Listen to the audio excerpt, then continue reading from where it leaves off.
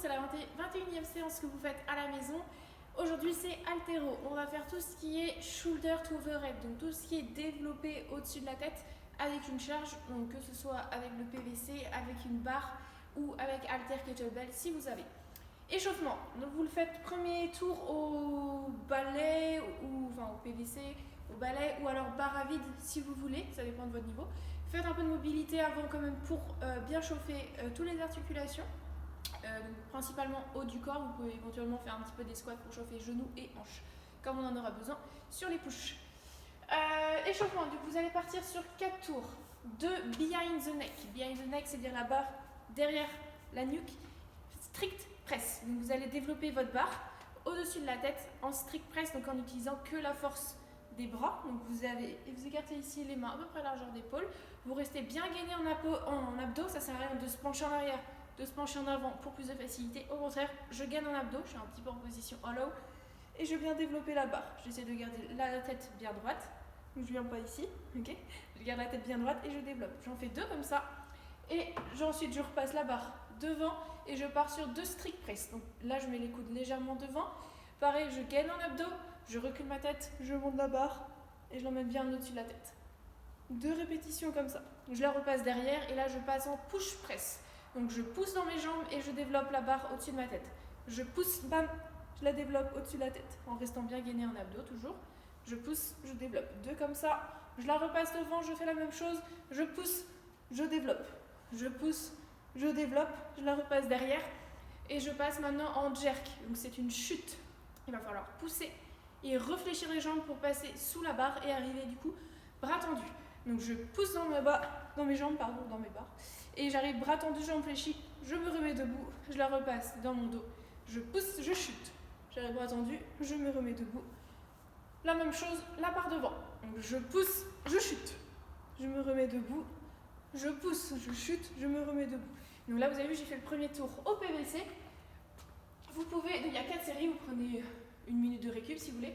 Ensuite, vous pouvez partir barre à vide jusqu'à grand max 25-30% de votre jerk. Si vous avez des références en charge, c'est très léger. Vous n'allez pas du tout lourd, c'est vraiment concentrez-vous sur la technique, sur les postures. Passez bien la barre devant, derrière.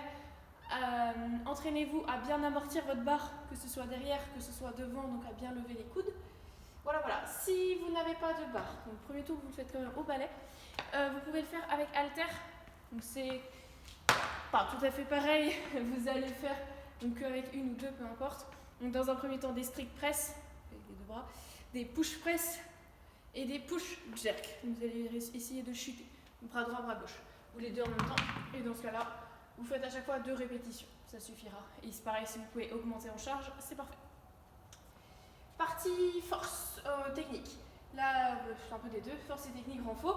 Départ toutes les 1 minute 20, 10 tours. Donc, toutes les 1 minute 20, vous partez sur ce complexe-là et vous allez essayer de monter en charge progressivement. Donc j'ai marqué, vous commencez à 50% de votre max du jerk et vous allez monter maximum jusqu'à 78%. Sachant que pour la plupart, vous n'avez pas de rack. Donc il va falloir réussir à l'épauler. Donc pour ça, on fait un beau clean. On place bien son dos, on tourne vite ses coudes, on l'emmène sur ses épaules. Et de là, vous concentrez et vous faites votre jerk. Donc c'est pour ça, ne montez pas trop lourd. N'hésitez pas au contraire à mettre plus léger, que votre clean soit propre et que votre jerk soit propre. Le complexe, il va falloir faire donc avec une barre, un push press, pause en dip. En dip, c'est la flexion de jambe que vous avez avant que vous veniez pousser. Donc je la barre sur les épaules, je descends tranquille, pause ici de 3 secondes, 1, 2, 3, push press. Donc je pousse fort dans les jambes et je développe la barre au-dessus de ma tête. Je fais une répétition comme ça, je la replace sur les épaules et ensuite je vais faire un push jerk, donc cette fois-ci c'est une poussée plus une chute. Je vais faire de l'excentrique sur le dip, donc je vais retenir la descente, je pousse dynamique, je chute. Vous avez vu, je réarrive donc là en jerk, jambes fléchies, bras tendus, pause en réception, je me remets debout. Je repose ma barre, j'attends la minute 20 et je recommence, j'ai 10 séries à faire. Donc je remonte, je peux vous montrer 2 profils si ça ne tape pas. Donc premier mouvement, je descends, pose en bas, je pousse, je développe. Deuxième mouvement, je la re-rack sur mes épaules. Deuxième mouvement, je contrôle la descente. Donc sur la descente, vous avez vu, je me concentre à écarter les genoux vers l'extérieur, à être bien en appui sur mes talons. Je ne dois pas faire un départ vers l'avant. Donc je suis ici, je contrôle la descente, la barre, ensuite je pousse dans mes jambes, donc la barre elle va monter. Avant qu'elle soit tout en haut, je chute sous ma barre, bras tendus, et je fléchis les jambes. J'arrive ici, pause en réception, j'essaie de mettre la barre bien alignée au-dessus de mes fesses au-dessus de mes talons. Et je regarde devant avant de me remettre debout. Tac, et je la remets sur les épaules, je la repose au sol. Voilà. J'espère que ça c'est clair pour ça. Et ensuite, vous allez pouvoir passer au Metcon. Ah oui, pour ça, si vous n'avez pas de barre, vous pouvez le bosser en technique sur du split. Voilà, vous me demandez comment vous faites avec des haltères kettlebell, mais c'est un peu moins intéressant comme moins technique.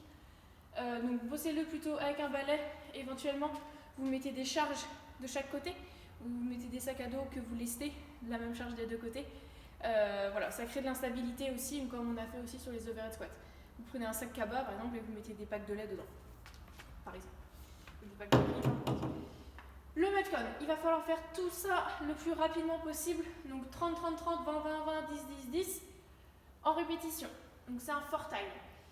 Les mouvements, il va falloir faire, donc idéalement avec une haltère ou un kettlebell. Vous avez besoin que de ça. Si vous n'avez qu'une barre d'haltéro, vous pouvez prendre votre barre d'haltéro, mais dans ce cas-là, ça ne sera pas des synchros, ça sera vraiment synchro les deux bras en même temps. Vous pouvez prendre un sac à dos aussi, il n'y a aucun problème. Donc, il va falloir faire 30 one arm jerk. Donc, les jerks, c'est avec une poussée plus une chute. Donc, j'ai l'haltère sur les épaules, je pousse dans mes jambes, je pousse, je chute, j'arrive bras tendus, jambes fléchies, je me remets debout. Je vais vous demander de faire 5 répétitions d'un côté, 5 répétitions de l'autre avant de changer. Donc, je remonte.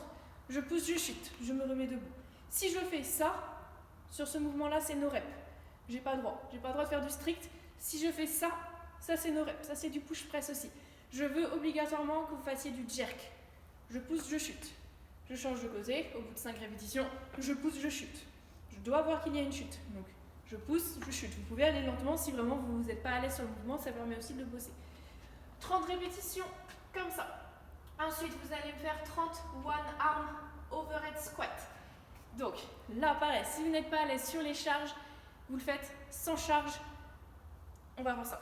Donc, one arm overhead squat, c'est-à-dire vous avez l'haltère au-dessus de la tête et vous allez devoir descendre en squat. Donc, c'est un mouvement qui demande énormément de mobilité. Je descends jusqu'en bas, je remonte. Vous, pareil, vous faites 5 répétitions d'un côté, 5 répétitions de l'autre, jusqu'à arriver à 30 répétitions.